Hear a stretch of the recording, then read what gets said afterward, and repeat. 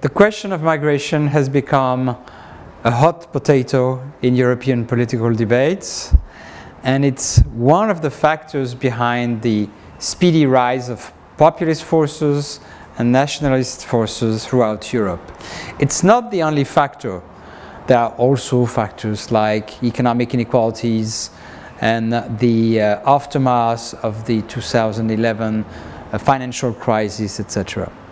But it's really becoming a driving force, and the best proof of that is that it's happening in particular in countries which don't have major economic problems, like Austria, for instance.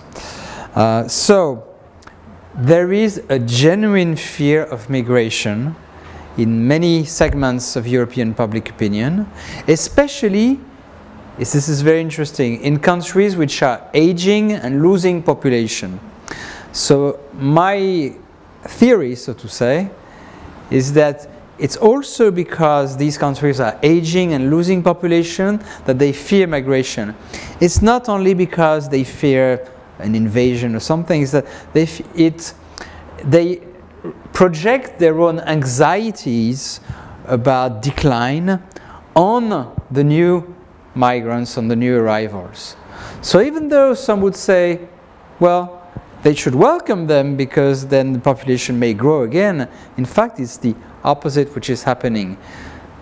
Populist forces are very smart at exploiting these anxieties, these fears, and I'm afraid it's going to be a structural factor of European political life throughout the continent.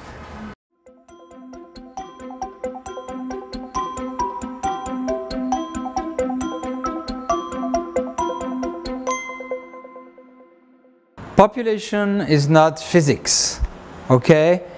You cannot say, well, somewhere the glass is emptying, somewhere the glass is filling, so, you know, there's a zero-sum game, and there should be a natural transfer of population from the African continent to Europe. No, it doesn't work that way.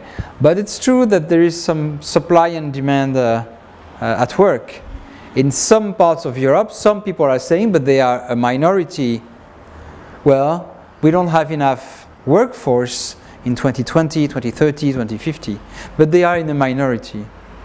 And on the African side, the fact that many Africans want to move to Europe, it's not because Europe is emptying, it's because they are developing, they see opportunities, they don't have enough jobs, they are tired of their own governments, bad governance is a key factor also.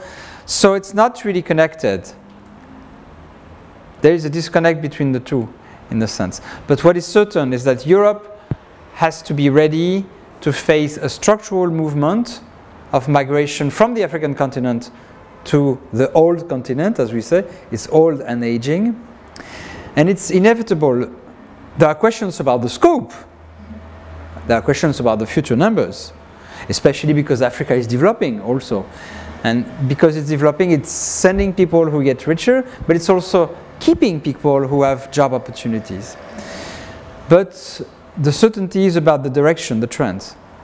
We have to find ways to manage this together, Africans and Europeans.